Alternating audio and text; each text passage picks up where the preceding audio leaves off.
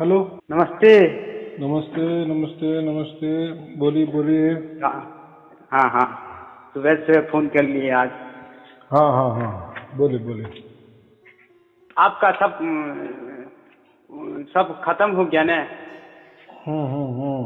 हम सोच रहे थे कि अभी उठेंगे, कितना बजे उठते रहेंगे। हम्म। हाँ, आपका तो सब तो 24 घंटा चल रहा है। अरे वाह, बहुत अब अच्छे बहुत अच्छे बहुत अच्छे। आपसे मेरा बात भी हुआ है, वो आप समझाए थे हमको कि चार चार राम के बारे में समझाए थे। हम्म वही बोल रहे हैं। तो हम्म। उसके ऊपर तो पूरा विश्वास हो गया है, हम्म लेकिन मन में थोड़ा संशय है, पूछ लेंगे थोड़ा, बोल रहे हैं। बोलिए।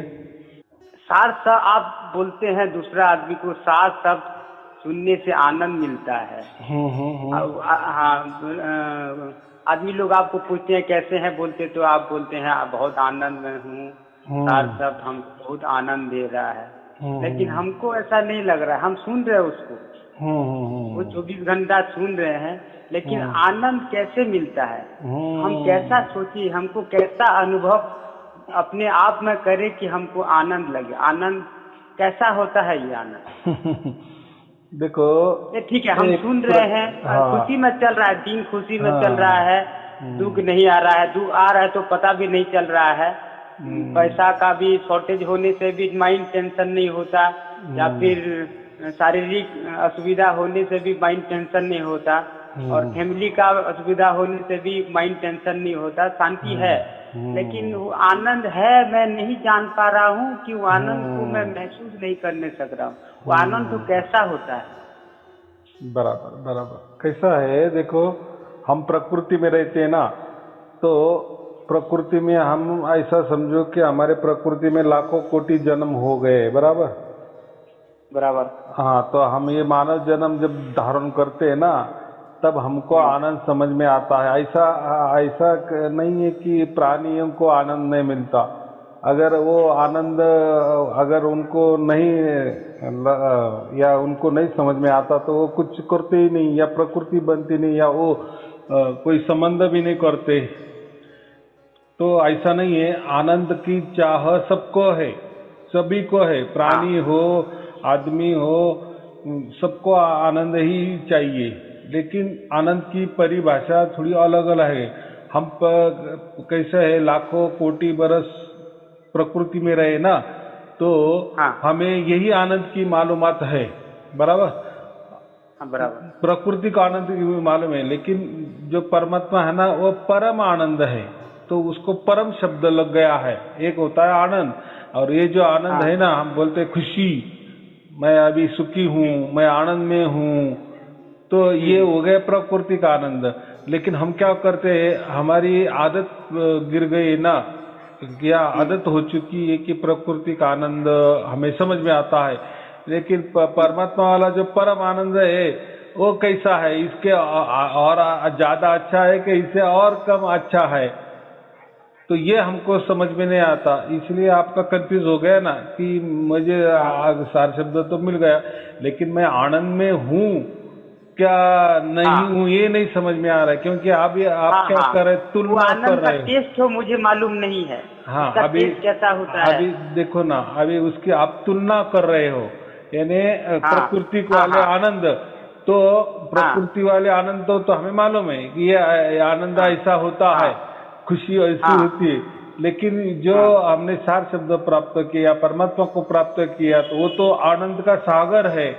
तो हाँ। निश्चित ही ये प्रकृति का आनंद से और ज्यादा या कोई बढ़िया आनंद अच्छा तो होगा। आना चाहिए अच्छा ना। होगा। हाँ, हाँ अच्छा ही होगा ना, बराबर। तो हाँ, वो इससे क्वालिटी, बेहतर होगा वो। वो तो क्वालिटी अलग है। तो प्रकृति हाँ का आनंद का हम वर्णन कर सकते हैं, या एक दूसरे को बता सकते हैं। लेकिन ये जो प्रकृति वाले आनंद है ना, ये क्षणिक होते हैं, कुछ देर के हाँ लिए होते हैं, या हम पैदा करते हैं। जैसे बच्चे के पेट को हाथ लगाया, उसको गुदगुदी कर ली, गुदगुदी की, तो वो हंस जाता है, बराबर। गुदगुदी बंद की है तो वो नहीं हंसता। तो ये हमने पैदा किया, उसको आनंद जो दिए ना, वो हमने पैदा किया बोटों से, बराबर। तो ऐसा ही हमें ये प्रकृति का आनंद की पहचान है। और ये जो प्रकृति का आनंद हमें जो मिलता है ना, वो हम खुद बनाते हैं, खुद तैयार करते हैं, इसलिए हमको आनंद मिलता है, या आनंद समझ में आ जाता है, या हम ऐसा विचार करते हैं कि हाँ ये आनंद वाली बात है, मुझे लड़का हो गया, मुझे आनंद हो गया, मेरे बेटे को नौकरी लग गई, मुझे आनंद हो गया, या सुख मिल गया, ऐसा ही होता है ना। तो देखो परमात्मा के पास तो कोई ये संसार नहीं है, तो वहाँ तो कोई लड़का होने वाला नहीं है, लड़के को नौकरी लगने वाली नहीं है। तो ये जो प्रकृति वाले जो आनंद है ना, ये क्षणिक आनंद होते हैं, बराबर। और परमात्मा वाला जो आनंद होता है परमानेंट के लिए होता है, शाश्वत होता है, सत होता है, निरंतर होता है, अखंडित होता है। तो देखो दोनों में तो फर्क तो होगा ही ना। और ये प्रकृति का आनंद पैदा होता है और नष्ट भी हो जाता है। हम क्या सदोदित तो सदा काल के लिए आनंदित तो नहीं रह सकते ना, है क्या ऐसा कोई कि आनंद ही आनंद, कभी देखो 24 घंटा आनंद, ऐसा नहीं होता है ना।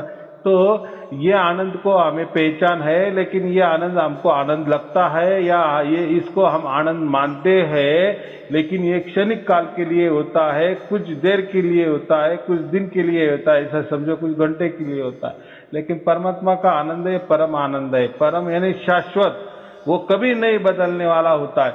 इसलिए हमको उसकी आदत नहीं है। तो हमको जब हम सार शब्द सुनते हैं तो वो एक आनंद की, परम आनंद की स्थिति होती है। उसको कबीर साहब ने ताड़ी लगी, उठत बैठत कहो ऐसी मुझे ताड़ी लगी, बराबर। तो ये अलग ही आनंद है। अभी इसकी पहचान ना होने के कारण हम क्या करते हैं, प्रकृति का आनंद में ही उसकी तुलना करते हैं। मुझे जो प्रकृति का आनंद मिलता है, इससे कोई और ज्यादा आनंद मिलता है या कम आनंद मिलता है, तो उसकी कोई तुलना नहीं की जाती। इसलिए वो आनंद हमें समझ में नहीं आता, परमात्मा वाला आनंद। लेकिन क्योंकि देखो अभी हम तो प्रकृति में भी रह रहे ना, और हमें प्रकृति में जिंदा है, और हमें जीते जी परमात्मा की प्राप्ति हो गई, बराबर। एक साथ दोनों काम हो रहे ना अभी, बराबर कि नहीं। एक साथ हमारा मन काम भी कर रहा है पेट के लिए, जीवन भी जी रहा है, सुख दुख भी झेल रहा है, सब कुछ हो रहा है, ये भी हम देख रहे हैं। और एक ही साथ, उसके साथ ही साथ कोई अंतर नहीं, हम परमात्मा की धुन भी सुन रहे हैं, बराबर। यानी एक जगह हमारी सुरती या आत्मा परमात्मा को जुड़ी हुई है, ये भी हम समझ रहे हैं। और एक बाजू हम हमारा काम भी कर रहे हैं, मन से संसारिक काम कर रहे हैं, पेट भरने का काम कर रहे हैं, या सुख दुख भोग रहे, ये भी देख रहे हैं, दोनों स्थिति देख रहे हैं ना। हाँ, और ये दोनों को स्थिति को जो देखने वाला है ना, वही सच्चा वाला आनंद है, उसको हम परमात्मा कहते हैं, क्योंकि वो अभी दोनों भी जान रहा है। इसके पहले क्या था, ये स्थिति नहीं थी ना, बस हमारी आत्मा सुरती या मन, बराबर, ये दोनों ही एक दूसरे को जानते थे, तीसरा किसी इसमें नहीं था ना। अभी क्या आ गया, अभी मन भी आ गया, ये संसार कर रहा है, ये भी समझ रहा है, क्योंकि मन से संसार होता है ना। अभी एक जगह में प्रकृति भी है और परमात्मा भी है, और मन भी है, सब एक ही जगह में है। नहीं, इसका साक्षी ना, लेकिन एक साक्षीदार है ना, जो साक्षी है ना, दोनों का साक्षी, दोनों का साक्षी माने वो सार शब्द जो साक्षी है। शरीर मेरा प्रकृति है, हाँ बराबर, अब मन भी है। देखो शरीर और मन एक ही बात है। शरीर ये ठोस है, इसलिए दिखता है, वो साकार है, वो उसको आकार कहते हैं। और ये जो मन है ना, ये शरीर का निर्गुण अंग है, ये दिखता नहीं, लेकिन है एक प्रकार का शरीर है। उसको ऐसा समझो कि ये जो मन है ना, ये एकदम सूक्ष्म शरीर ही है। क्या है, सूक्ष्म शरीर है, क्योंकि ये ठोस शरीर तो यहाँ वहाँ नहीं जा सकता। हाँ न, उसका निर्गुण है। शरीर साकार है, और साकार का निर्गुण मन है। तो मन यहाँ वहाँ भटक सकता है ना। तो अभी जब हमें सार शब्द की प्राप्ति होती ना, तो हमें समझ में आ रहा है ना कि मैं जब भी काम कर रहा हूँ हाथों से या बुद्धि से या पेट के लिए, जो भी मेरा दिनचर्या का काम कर रहा हूँ, और काम करते करते ही साथ साथ कोई भी फर्क नहीं, दोनों भी यानी मन भी काम कर रहा है और उसके साथ साथ धुन भी सुन रहा है, तो ये कौन सुन रहा है? ये मन नहीं सुन रहा है, क्योंकि मन तो काम पर लगा है ना। लेकिन ये जो धुन कौन सुन रहा है? ये आत्मा हमारी सुन रही है। ये और ये भी क्यों सुन रही है? तो वो जुड़ गई है, बराबर। ये आत्मा परमात्मा से जुड़ गई, इसलिए आपका आवाज आ रहा है ना, परमात्मा का आवाज। अगर ये जुड़ी नहीं होती तो आवाज कैसा आता? आपने मुझे फोन लगाया, मैंने उठाया, इसलिए हमारा जुड़ा होगा, इसलिए मेरा आवाज आपको आ रहा है ना। अगर फोन ही लगा नहीं होता तो मेरा आवाज आपको कैसा आ जाता? नहीं आता ना। हाँ गुरुजी, ये शब्द तो आता है हमेशा, लेकिन मैं कभी कभी ध्यान नहीं दे पाता हूँ और कभी ध्यान देता हूँ। देखो, ध्यान देना ही मेरा नहीं, माइनस पॉइंट है उसमें। मेरा माइनस पॉइंट है क्या? नहीं, उसको उल्टा जो भी सार शब्द की जो धुन ध्वनि आती है ना, उसके तरफ ध्यान देना ही नहीं, वो ऑटोमेटिक चलती ही है। जब याद आता है ना, जब याद आता है कि नहीं रे तो मेरा भगवान मेरे पास है बोल के, आज परमात्मा मेरे साथ है, उसका एक तो चीज मेरे को दिया है, उस जब याद आता है तो सुन लेता हूँ, तो वो बजते रहता है। फिर भूल जाता हूँ, काम में लगे रहता हूँ, फिर भूल जाता हूँ, फिर साउंड, फिर कभी कभार फिर याद कर लेता हूँ, नहीं एक तो चीज है मेरे पास, फिर सुन लेता हूँ। और खाली टाइम में तो बैठे रहने से, टीवी देखने से सब सुनते रहता हूँ। बाकी बिजी काम, जैसे कि काम हार्ड काम हो गया तो बिजी हो जाता हूँ, तो उसको ध्यान नहीं देते हम। फिर मैं सोचता हूँ कि मैं थोड़ा गलत आदमी हूँ, इसीलिए उसको ध्यान नहीं देने सक रहा। मुझे उसको देखो, ध्यान देना चाहिए। ये जो बात है ना, ये जो बोल रहे हैं ना आप ध्यान देने की, अगर आपने ध्यान देने की गलती की ना परमात्मा के ऊपर, तो आप गड़बड़ हो जाएगी। जैसे हम सूरज को खुली आंखों से देख नहीं सकते, अगर आपने देखने की कोशिश की तो कितना एक 0 पॉइंट क्षण के लिए आप देख सकते हैं, लेकिन अगर ऐसा देखते रहेंगे तो क्या हो जाएगा? आपकी आंख चली जाएगी ना, कि नहीं चली जाएगी? लेकिन मैं सोचता हूँ कि परमात्मा तो मेरे ऊपर एक कदम बढ़ाया है, मैं भी अपने तरफ से एक कदम बढ़ा दूँ। नहीं, तो नहीं, आप बढ़ा ही नहीं सकते। देखो, आप उसके बच्चे हो, आप ऐसा समझो, पालने में बैठे हुए हो, आप 1 बरस के बच्चे हो, आप नहीं चल सकते, नहीं बोल सकते, नहीं कुछ कर सकते। तो जैसे माँ आती है, आपको उठाती है, जब माँ आएगी खिलाएंगी आपको, तो ये आप वो अपने आप होगा, बोलो तो अपने आप होगा।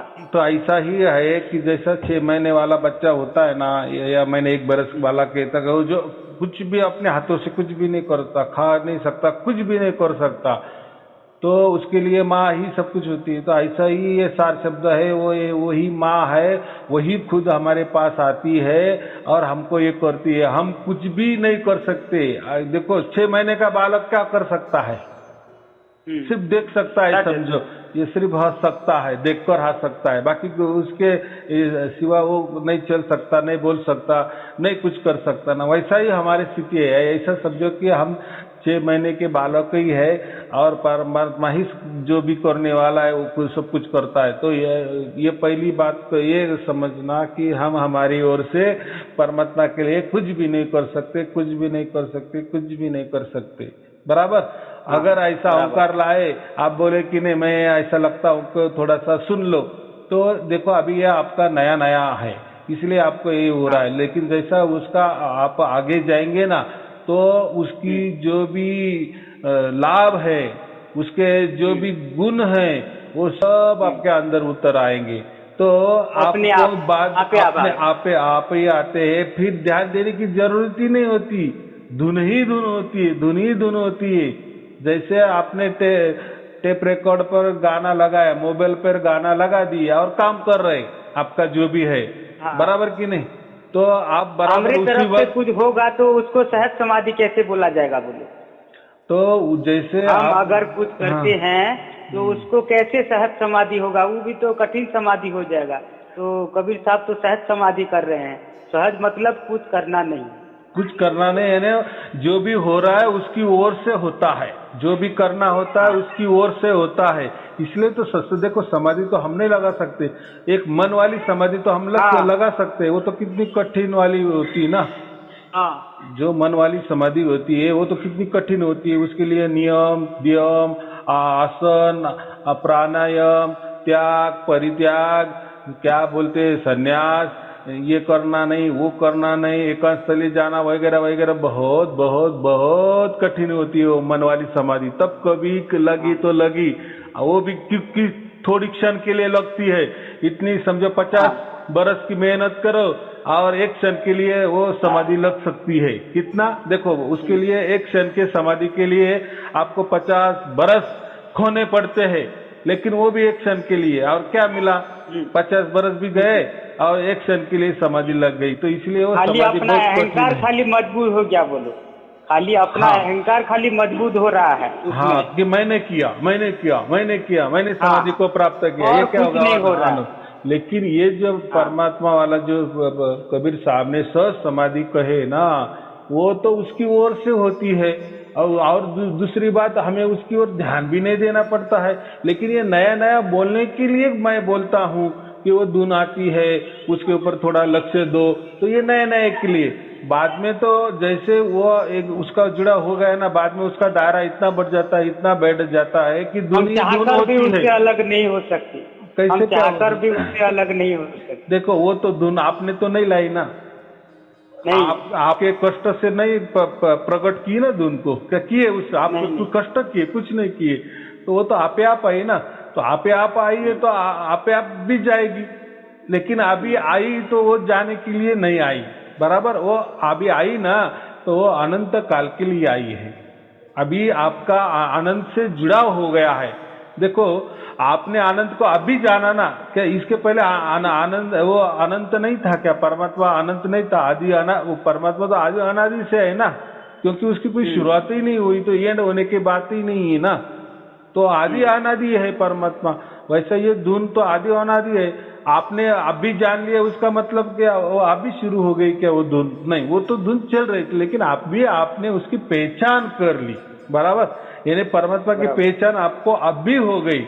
अभी हम क्या कर रहे हैं, उस परमात्मा में आनंद ढूंढने की कोशिश कर रहे हैं, सुख ढूंढने की कोशिश कर रहे हैं, बराबर कि नहीं? हाँ जैसे प्रकृति में होता है ना, कुछ भी चीज प्राप्त हो गई तो उसके हम आनंद मिलना चाहिए, ऐसा करते हैं ना। घर में टीवी लाए तो हम उसका आनंद हाँ हाँ उठाते हैं। यानी हाँ आपने मनोरंजन के लिए, आनंद के लिए वो लाया ना टीवी, या कुछ भी हाँ चीजें जो भी लाते हैं प्रकृति में, वो आनंद के लिए लाते हैं, सुख प्राप्ति करने के लिए लाते हैं ना। तो ये हमारा क्या होगा, एक व्याख्या हो गया कि कुछ भी लाना तो उससे हमें कुछ तो भी मिलना चाहिए। उसको क्या कहते हैं? वासना कहते हैं। हम आशा रखते वासना। हैं, उससे हम कुछ तो भी फल चाहते हैं, बराबर। हम बच्चे को भी चाहते ना, तो बच्चे का भी उसमें हमारी कामना होती है, इच्छा होती है कि ये बेटा बड़ा होकर मुझे संभलना चाहिए, बराबर।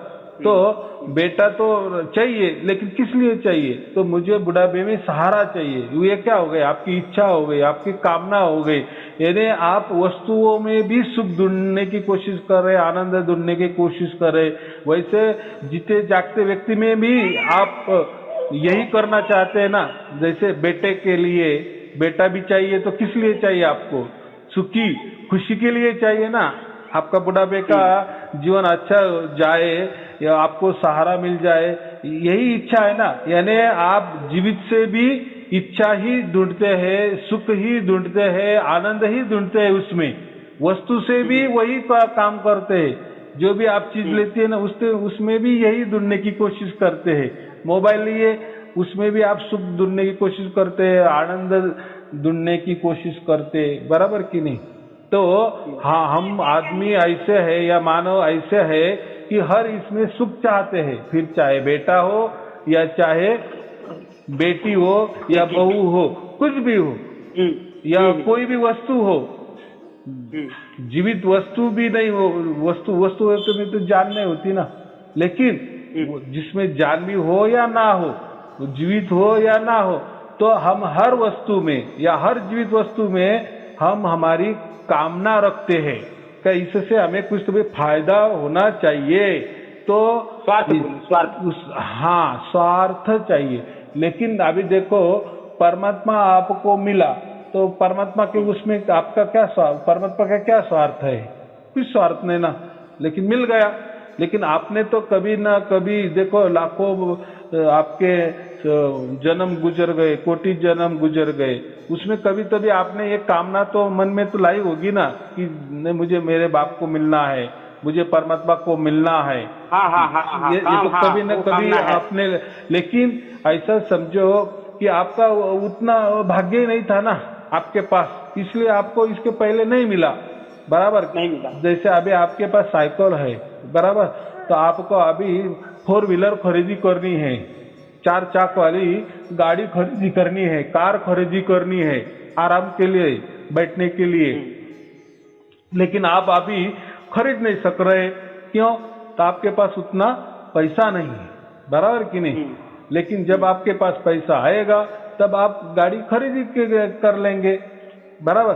तब तक तो आप तो दुखी नहीं होगे ना, क्योंकि आपको मालूम है अपने पास पैसा ही नहीं है तो क्यों लेना। तो ऐसा ही है, तो हमारा जब तक पूरा भाग्य नहीं होता तब तक हमें परमात्मा मिलता नहीं। उसका मतलब हमने कभी न कभी इतने कोटि जन्म में परमात्मा की चाहत रखी थी कि परमात्मा मिलना चाहिए, लेकिन हमारा भाग्य उतना नहीं था ना, बराबर, उतनी हमारी पूंजी नहीं थी ना, इसलिए परमात्मा नहीं मिलता था, बराबर। परमात्मा के सबके लिए खुला है। देखो, गाड़ी तो सभी को मिलती है ना, आप पैसा लेके जाओ, गाड़ी आपके दरवाजे के सामने खड़ी होगी। गाड़ी नहीं है ऐसी बात नहीं ना, लेकिन गाड़ी खरीदी करने के लिए आपके पास पैसा नहीं है ना, ये प्रॉब्लम है ना।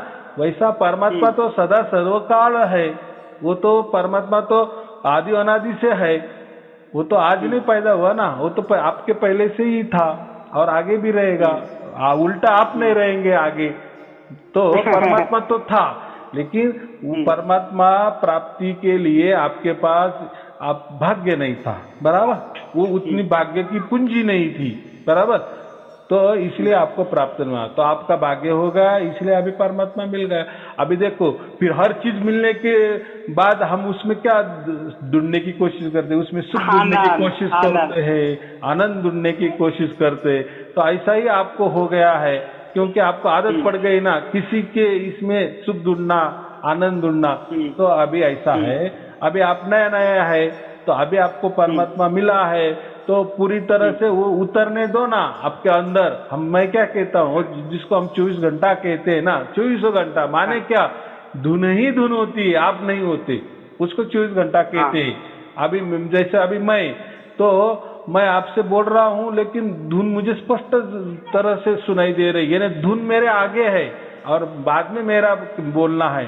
तो अभी आपका कैसा है, आपने क्या कहा कि कभी कभी नहीं आती, तो कभी कभी मैं ध्यान देता हूँ कि धुन आ रही है क्या नहीं, उसका मतलब आपका 24 घंटा नहीं हुआ, लेकिन वो होगा ही।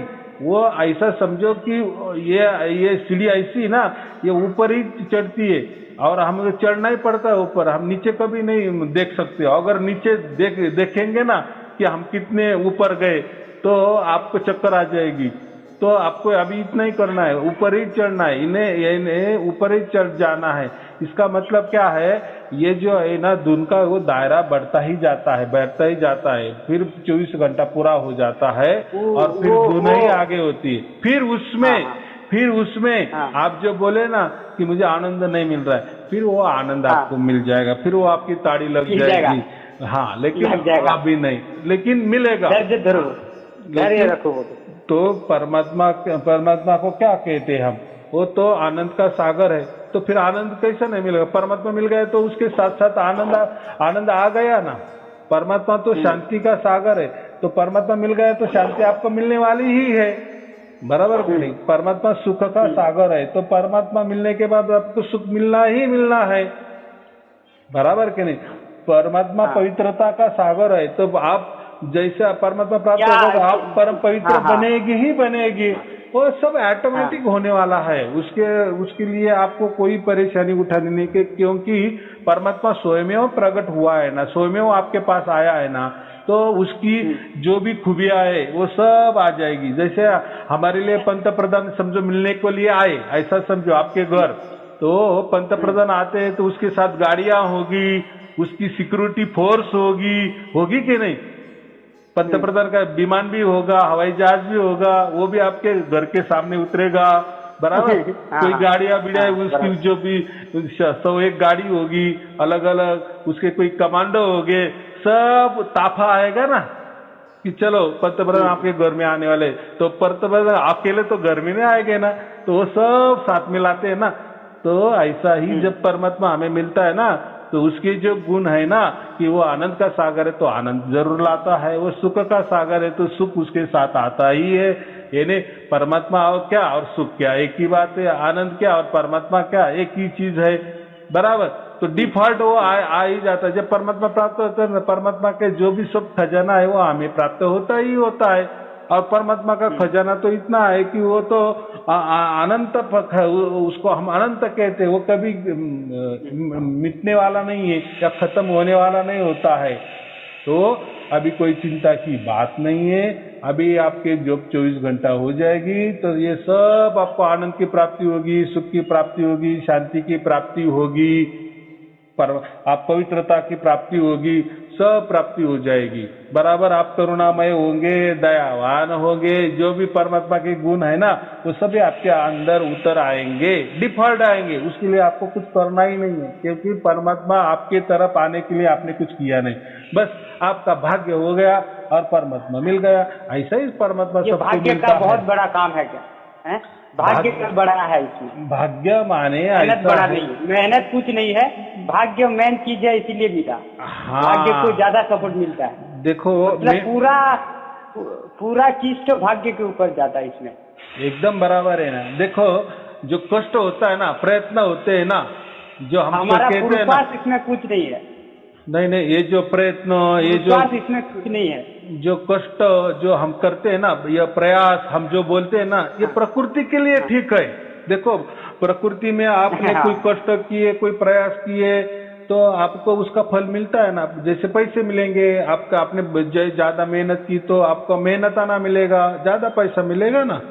लेकिन परमात्मा के लिए ये प्रकृति वाले काम नहीं आते। इसलिए मैं क्या कहता हूँ, आप आपके मर्जी से कुछ भी मंत्र से परमात्मा को प्राप्त नहीं करेंगे। आप आपके मर्जी से कि किसी भी ध्यान की विधि से, किसी की भी ध्यान की विधि से परमात्मा को प्राप्त नहीं किए, क्योंकि ये प्रयत्न आपकी तरफ से है परमात्मा को प्राप्त करने का, बराबर।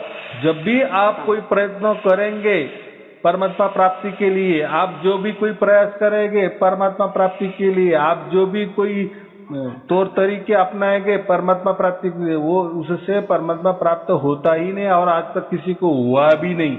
हुआ क्या मुझे बताओ?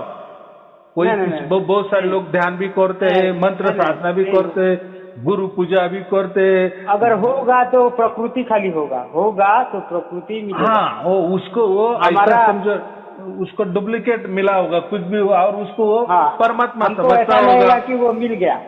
हाँ, अभी कैसे बोले कि उसको कांच का टुकड़ा मिल गया, लेकिन वो उसको समझता कि मुझे हीरा मिल गया, बाकी कुछ नहीं। लेकिन जब जौहरी आएगा ना, बराबर, फिर जौहरी वो परख करेगा ना, अरे ये तो कांच का टुकड़ा है। लेकिन वो बेचारा 40-50 साल से है, वो कांच का टुकड़ा को हीरा समझ के उसने आपके उसके हाथ में वो रखा है, और लोगों को बोल रहा है 50 साल से मुझे परमात्मा मिल गया, मुझे परमात्मा मिल गया, मुझे परमात्मा मिल गया। तो ऐसा किसी को परमात्मा नहीं मिलता। यानी हमारे कष्ट से, हमारे प्रयत्न से, हमारे प्रयास से, या हमारी ओर से, या प्रकृति की ओर से, या काल की ओर से, या ये समय के साथ लेके परमात्मा को नहीं मिलता, बराबर। तो ये परमात्मा उसकी मर्जी से हमें मिलता है, और उसकी मर्जी से वो हमें आनंद भी देता है, सुख भी देता है, शांति भी देता है, सब कुछ हमारा जीवन पलटता है, क्योंकि परमात्मा ऑल इन वन है। उसको ऑल इन वन माने क्या? उसको सब समझता है, वो सर्वज्ञानी है, सर्वव्यापी है, वो अनंत है, आदि अनादि है, वो अखंड है, निरंतर है, अजन्मा है, अकाल है, निर्भय है। तो ये सब खूबियां उसमें है। तो जब वो प्राप्त होता है ना, तो ये सब खूबियां हमारे में आ जाती है, बराबर, या हमारे तक पहुंचती है। तो ये पहली बात, हमें वो सिग्नल हमें मिलना चाहिए, वो हमें जुड़ा होना चाहिए, फिर बाद में बात सब कुछ आ जाती। जैसे मैंने कहा ना, आपको जब अगर पंतप्रधान मिलने के लिए आपके घर में आना वाला है, तो देखो फिर आप जो आपका घर जो होगा ना, आपका घर के आसपास रास्ते बिस्ते कितने बढ़िया बनेंगे, बराबर है, रंग बिंग दे देंगे, सब कुछ बढ़िया रास्ते बना देंगे, स्वच्छ परिसर करेंगे, बराबर। फिर सब 2-4 दिन सब बड़े बड़े ऑफिसर आ जाएंगे, सब देखेंगे, यहाँ नजर मारेंगे आपके घर के आसपास कैसे पंतप्रधान आएंगे, कैसे यहाँ बैठेंगे, आप कैसे उनसे बात करना, क्या करना, वो आपको क्या क्या पूछेंगे, कैसे, वो सब आप क्या। तो फिर जब वो आते हैं तो बहुत सारी सैकड़ों गाड़ियां होती है, उनका हवाई जहाज होता है, उनके बड़े बड़े ऑफिसर होते हैं, कमांडोज होते हैं। देखो फिर एक पंतप्रधान आया, लेकिन उसके साथ उसने क्या क्या लाया। तो ऐसा ही जब परमात्मा हमें मिलता है ना, तो उसके सभी गुण हमें मिलते हैं, लेकिन हमें थोड़ी सबूरी रोकनी चाहिए। उसको क्या कहते हैं, श्रद्धा सबूरी। श्रद्धा सबूरी भी नहीं, वो तो प्राप्त हुआ ही है, लेकिन थोड़े टाइम में हमको वो जरूर वो जो भी उसके सब गुण है वो हमारे अंदर उतरेंगे। सार शब्द, हाँ गुरु जी, सार शब्द मिलने के बाद हमारा प्रारब्ध जितना रहता है हम उतना चलते हैं, सच है। देखो, सार शब्द माने ही परमात्मा, प्रारब्ध।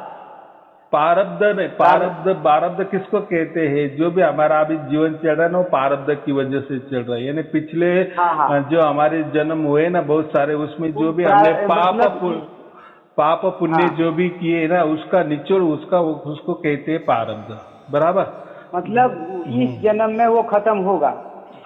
अभी देखो ना, अभी देखो आपको अगला जन्म ही नहीं है। क्यों?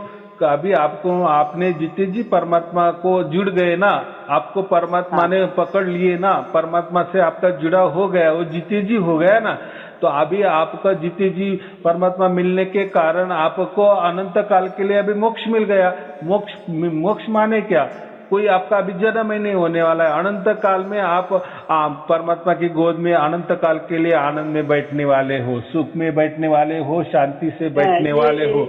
तो आपका वो प्रारब्ध भोगने के लिए अगला जन्म ही नहीं है ना, तो प्रारब्ध खत्म हो गया। तो मतलब मेरा मतलब ये है कि प्रारब्ध रह जाएगा और मेरा मृत्यु हो जाएगा, तो फिर प्रारब्ध रह गया तो फिर नया आना पड़ेगा, क्या बोल रहे हैं? कैसा क्या? हाँ, जिसको सार शब्द की प्राप्ति नहीं हुई या परमात्मा से जुड़ा जिसका नहीं हुआ, हाँ उसको तो फिर वो जो भी कर रहा है वो प्रारब्ध की वजह से अगर मर गया तो उसको जन्म लेना पड़ेगा ना, लेकिन आपको नहीं पड़ेगा। जुड़ा हो गया, जिसका जुड़ा हो गया उसको प्रारब्ध रह गया, नहीं रहेगा प्रारब्ध। प्रारब्ध रहता ही नहीं। देखो प्रारब्ध कैसा है, जब समझो अभी आपका उम्र कितना है, 30 साल आपका उम्र है ना, समझो अभी प्रारब्ध की वजह से आपको समझो और 60 साल जीना है, बराबर। तो प्रारब्ध इसलिए आप जी रहे ना।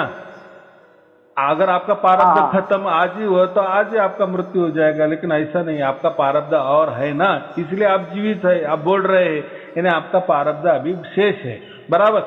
लेकिन इसमें क्या घटना घट गई, इसमें क्या घटना हो गई, आपको परमात्मा जीते जी मिल गया। किस साल में मिल गया?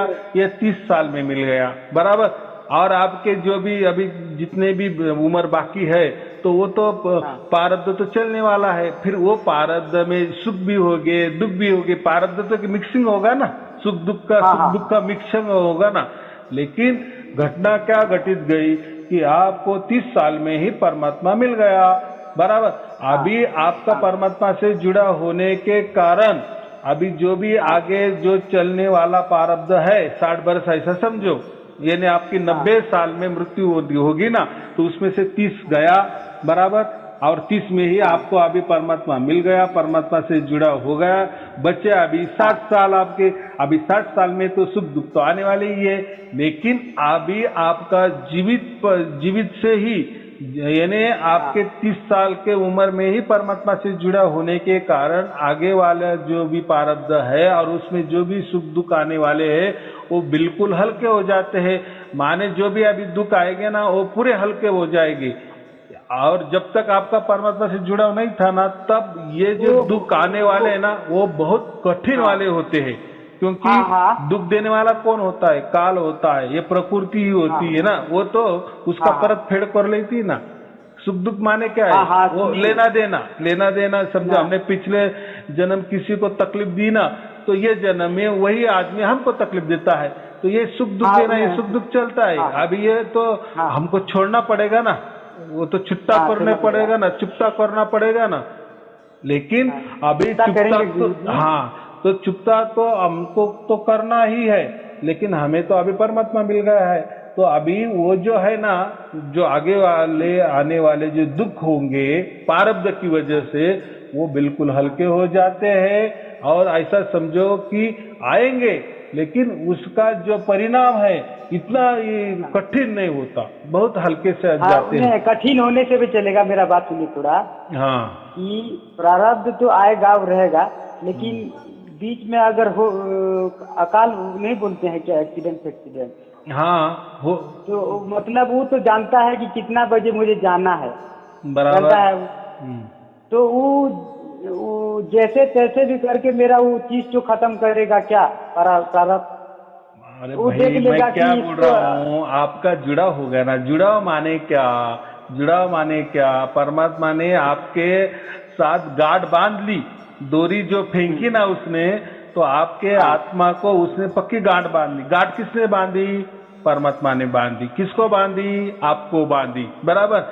अभी आप बोल रहे कि मेरा अपमृत्यु हो गया, एक्सीडेंट हो गया, आप गए समझो 5 बरस में 10 बरस, लेकिन देखो ना, तो आप डोरी तो अभी किसके हाथ में है? आपका जुड़ाव तो जीते जी परमात्मा को होगा ना। वो तो सेकंड में आपको खींच लेगा उसकी तरफ। कौन खींच लेगा? परमात्मा उसके परम धाम में आपको खींच लेगा। तो ये जो प्रारब्ध विरब्ध ये क्या है? ये तो ऐसा ही नौटंकी है ना, नौटंकी है। हाँ, वो तो होगा ही ना। प्रारब्ध जो चलने वाला तो होगा ही। लेकिन जब आप कह रहे हैं ना कि मेरा मृत्यु बीच में ही होगा, तो उसी टाइम देखो, आपने जब परमात्मा की प्राप्ति की ना, उसी क्षण आपको प्रारब्ध जीरो हो जाता है। आपका प्रारब्ध जीरो हो जाता है, क्योंकि आपका आगे कोई जन्म होने वाला ही नहीं ना। तो प्रारब्ध क्या करता है? जैसे हम पिछला प्रारब्ध भोगते हैं ना, तो ये जन्म में जो भी हम पाप पुण्य करते हैं, उसका वापिस प्रारब्ध बन जाता है। और वो जो प्रारब्ध बन जाता है इसी जन्म में, वो अगले जन्म में हमें काम आता है। जैसे पिछले जन्म का प्रारब्ध अब ये जन्म में भोग रहे, तो जिसको सार शब्द की प्राप्ति नहीं होती, उसका ऐसा सर्कल चलता ही है। सुख दुख, फिर सुख दुख, तो फिर जन्म पे जन्म। लेकिन यहाँ हमारी घटना क्या घट गई? तो हमारा जुड़ाव परमात्मा से हो गया है, बराबर। और हमको परमात्मा से जुड़ा हो गया, उसका कारण अभी जो भी हमारे हाथ से जो भी कर्म हो रहे हैं ना, तो वो अकर्म में बदल जाते हैं, वो निष्काम कर्म में बदल जाते हैं। तो उसका कोई फल ही मिलने वाला नहीं है। अब फिर फल नहीं मिलने वाला है, तो फिर क्योंकि फल अगर मिला भी, तो वो फल भोगने के लिए हमें अगला जन्म ही नहीं ना, तो फल मिलके भी क्या फायदा? आया कि समझ में? तो हम जीते जी ही हम मोक्ष को प्राप्त हो गए ना, जीते जी हमें मुक्ति मिल गई ना अभी। हाँ बोलो। तो मेरा राग द्वेष अभी खत्म नहीं हुआ, मतलब तो वो चीज हो रहा है, मतलब चीज के ऊपर आकर्षण और राग द्वेष जो होता है, जिसमें पाप स्टार्टिंग गठित होता है, वो चीज तो मेरा खत्म नहीं होगा, नहीं हुआ है। तो मेरा भी अभी नया प्रारब्ध बनता रहेगा फिर, कि बंद हो गया? बंद हो गया। आपकी प्रारब्ध आपका बनेगा ही नहीं। आप जो भी अभी पाप करेंगे, करूं या नहीं करूं, मैं क्या कह रहा हूँ, करूं या नहीं करूं, वो चीज तो और नहीं बनेगा। पहली बात, आप एक तो वीडियो सुनते नहीं होंगे। पहली बात देखो, ये ना वीडियो सुनिए ना, मेरा मोबाइल नहीं है, मेरे पास मोबाइल नहीं है, तो मेरा भाई का मोबाइल है, मेरा भाई का है, वो फिर काम जाता है, एडजस्ट करके होता है। रात को उठता हूँ, सोए रहता तो वो मोबाइल लाता हूँ, उसका भी काम मोबाइल नहीं है, उसका मोबाइल अगर नहाने गया है, वो तो फोन कर रहे हैं। और वो भी पूछना था मुझे कि आपका वीडियो मेरा पावर नहीं है, पावर मतलब मोबाइल नहीं है, तो क्या मुझे गलती हो रहा है मेरा? देखो, तो इसमें मेरा क्या गलती है? देखो नहीं है मेरे पास, या फिर 5,000 नहीं है खरीदने के लिए। देखो इस बार सोच लो कि ये मेरा एक तो देखो मुझे इसमें अभी मेरा गलती है भी। देखो ना एक मिनट, अभी मुझे बात समझ में आएगी। आप कैसे सवाल पे सवाल कर रहे हैं कि मुझे कि आप सब वीडियो देखते, चलो कोई चिंता की बात नहीं है। अभी मैं आपको वापस बता देता हूँ कि जब भी हमें सार शब्द की प्राप्ति हो जाती है ना, तो सार शब्द हमारे साथ होने के बावजूद हमारे हाथ से जो भी कर्म होते हैं ना, वो अकर्म में परिवर्तित हो जाते हैं, निष्काम कर्म में परिवर्तित हो जाते हैं। तो इसीलिए फिर वो कर्म का कोई फल मिलने वाला ही नहीं होता है, क्योंकि हमें हमारा अगला अभी जन्म ही नहीं है। हम आप जितने जी मोक्ष को प्राप्त हुए, मोक्ष का मतलब क्या होता है कि वापस हमें जन्म के जो 84 लाख योनि का जन्म का चक्कर बंद हो गया, उसको हम क्या कहते हैं, मोक्ष मिल गया। तो अभी आपको मोक्ष मिल गया है, तो अभी आपका जो भी हाथ से अच्छा हो बुरा कर्म हो, तो उसका कोई फल मिलने वाला ही नहीं। बस आप ऐसा समझो कि जितनी आपकी जिंदगी है प्रारब्ध के वजह से उतने आप आराम से जी लेंगे। फिर उसमें कितना भी दुख आएंगे ना, तो उतने हल्के हो जाएंगे, और जो भी सुख आएंगे ना, वो उल्टा ज्यादा बढ़ जाएंगे। यानी यहाँ क्या होता है, जब परमात्मा से हमारा जुड़ा होता है ना, तो आने वाले जो दुख होते हैं, बड़े बड़े दुख एकदम सूक्ष्म हो जाते हैं, हल्के हो जाते हैं, और आने वाले जो भी सुख है वो बढ़ जाते हैं, बराबर। और हमारे हाथ से जो भी हमारे पेट भरने का जो भी हम काम करते हैं, अगर उसमें हमारे कोई अच्छा बुरा हो जाता है, तो उसका फल भी नहीं मिलता। यानी मैं वही कह रहा हूं कि जब भी जिसको भी सार शब्द की प्राप्ति हो जाती है, तो फिर उसी काल में उसी दरमियान में जो भी हमारा काम होता है वो अकर्म में बदल जाता है, वो या निष्काम में परिवर्तित हो जाता है, बराबर। तो कोई चिंता की बात नहीं। आपको आप मेरा परिस्थिति को समझिए कि नहीं, मेरा परिस्थिति को समझिए कि नहीं। देखो ऐसा कोई परमात्मा ने कहा नहीं कि आपके पास मोबाइल ही चाहिए, अगर मोबाइल नहीं है तो आपको परमात्मा समझ में नहीं आएगा या परमात्मा रूठ जाएगा, ऐसी कोई बात नहीं। तो आप इतनी बड़ी बड़ी बातें करते तो आपको सब समझ रहा है ना, तो चलो थोड़ी तो शंका या ये तो होती है, संशय होती है। आप मुझे गलत सोच रहे हैं, या आप मुझे गलत सोच रहे हैं? क्यों सोचते होंगे कि साला वीडियो तो देखता नहीं और खाली पूछ रहा है मुझे ऐसे। वीडियो में देखता बहुत मन है, लेकिन मेरे पास मोबाइल नहीं है, और वो जब भी काम करने घर आता है रेस्ट करने के लिए, तो उसी टाइम एक दो तो देखता हूँ, फिर मोबाइल मांगता है और चला जाता है। चलो, और दरकार पड़ने में मैं क्या कह रहा हूँ, अगर आपको आपका चुनाव परमात्मा ने कर लिए ना, परमात्मा ने आपको चॉइस कर लिए ना, आपको चुन लिया है ना परमात्मा ने, तो मैं तो एक बहुत शुल्लक आदमी हूँ, बहुत शुल्लक मानव हूँ ना,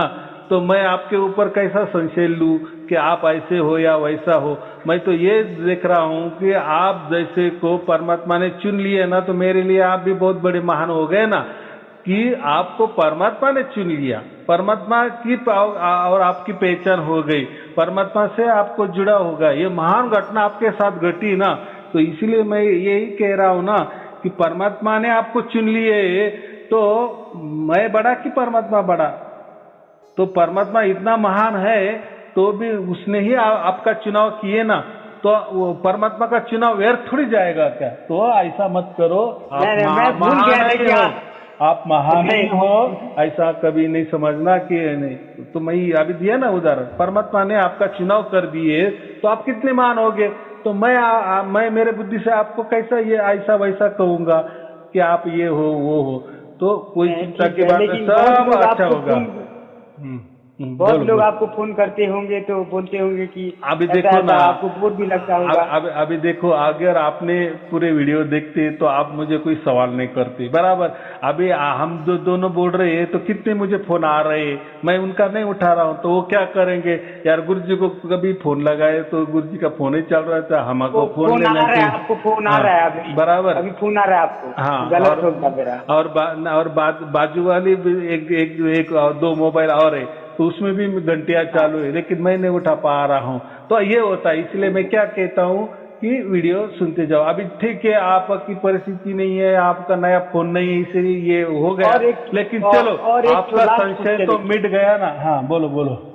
लास्ट क्वेश्चन एक तो वो ये जो देवता लोग हैं ये ब्रह्मा विष्णु इनको भगवान ने जो बनाया है किस काम के लिए बनाया है? देखो ये ऐसा नहीं, तो पूरा ये चलाने के लिए बनाया है। ये जो 35 लाख ब्रह्मांड ने वही चलाते हैं ना। देखो वो देवता माने क्या, सत्व रजतम, यानी जन्म होता है, कुछ देर के लिए पालना होते हैं और बाद में उसका नष्ट हो जाता है। ये तीनों चीज हर चीज में है ना, यानी हर चीज का जन्म होता है, कुछ दिन के देर के लिए रहती है वो चीज और बाद में खत्म होती है। फिर आदमी हो, स्त्री हो, पुरुष हो, प्राणी हो, वृक्ष हो या पृथ्वी हो या 35 लाख ब्रह्मांड हो, इसमें यही चल रहा है ना। उसका जन्म होता है, कुछ क्षण के लिए रहता है एक, और बाद में उसका ढय निश्चित है। तो ऐसा ही चलता है। तो वो उनको काम दिए हैं, वो काम करते हैं भलाई के लिए, कैसा क्या उनका काम करते हैं। हाँ, अगर हमारे बाजू में बैंक भी हो, बैंक के पास बहुत सारा पैसा भी हो, आप बोलेंगे यार उनको समझते नहीं कि मुझे पैसे की बहुत जरूरत है, मैं किस हाल में चल रहा हूँ, वो क्यों नहीं देते पैसे, तो ऐसा कोई देगा क्या? तो वैसा ही प्रकृति सब चल रही है, जैसा हमारा कष्ट है वैसा हमको उसका मेहनताना मिलता है ना। काम करेंगे तो पैसा मिलेगा, वैसा ही जिसका भाग्य है उसको परमात्मा मिलता है। जैसे आपको मिल गया, आपका भाग्य हो गया इसलिए मिल गया, बाकी लोगों को नहीं मिला, तो उसमें वो दुखी क्यों हो गए? वो क्या बोलेंगे यार परमात्मा इतना बड़ा तुझको मिला, हमको क्यों नहीं मिला? भाई आप देख, मेरा भाग्य इसलिए मुझे मिल गया, बराबर कि नहीं? हो सकता है कल तुझे भी मिल जाएगा, अभी तुझे क्या मालूम तेरा भाग्य पूरा हुआ या नहीं हुआ। हाँ, तो हमको अभी वो जो मिला है, हमको जो मिला अभी परमात्मा मिल गया, तो मेरे ऊपर देवलोक का क्या विचार होगा? देखो आप तो देवलोक से बहुत महान हो गए ना, ब्रह्मा विष्णु महेश, उनको भी मुक्ति नहीं ना, उनको भी मोक्ष का मिला है। मेरे बारे में वो लोग क्या सोचते होंगे? अरे वो तो ऐसा सोचेंगे तो आप उनसे आप बड़े हो गए, बराबर की नहीं, क्योंकि उनको मुक्ति नहीं, आपको तो मुक्ति के मोक्ष के पात्र हो गए ना। आपको तो जीते जी अभी मोक्ष मिल गया, मोक्ष का सर्टिफिकेट मिल गया, आया समझ में? उनको नहीं मिला ना, क्योंकि उनको तो यही काम दे दिए ना, पैदा करे, पालना करे और मार डाले, यही चल रहा है ना, सत्व रजतम। हाँ, उनके साथ हमारा रिलेशन कैसा होना चाहिए? उनके साथ क्यों करना है आपको रिलेशन? वो तो पहले 35 लाख ब्रह्मांड वो संभालते हैं, आप क्या संभालते हो? आप एक गांव भी नहीं संभालते ना, तो उनकी तुलना आपसे। उस दिन आपको बोले थे कि हम पूजा मंदिर है पूजा करते हैं बोल के, तो अभी तो करना पड़ रहा है, तो उनके साथ रिलेशन मैं कैसा रखूं? क्या देखो रिलेशन नहीं, उसको कहना आपके पारदर्शी की वजह से आपके जो भी मंदिर है, आपके जो भी मंदिर से सेवा करते हैं वो करते रहना, उस पे रिलेशन उनसे क्या बनाना, और आप क्या बनाएंगे उनसे रिलेशन? वो नहीं, वो आपको इतना बड़ा परमात्मा मिल गया है ना, तो वो तो बेचारे वो तो 35 लाख ब्रह्मांड में भी घूमते हैं ना, और ये 35 लाख ब्रह्मांड परमात्मा की एक बूंद से तैयार हुआ है। समझो एक परमात्मा पूरा सागर है, तो एक बूंद ये 35 लाख ब्रह्मांड है। बोलो अभी ये बूंद वाले बड़े है कि वो परमात्मा बड़ा है हमारा? ना वो बड़ा, वो सबसे बड़ा है, वो तो इनका भी बात है। तो उससे हमारा जुड़ा हो गया ना, वो परमात्मा से हमारा जुड़ा हो गया है, तो ये तो छोटी मोटी बातें हैं, तो वो मन में नहीं लाना, बराबर? चलो ठीक है, शुभ आशीर्वाद, सत साहेब जी, सत साहेब जी, सत साहेब।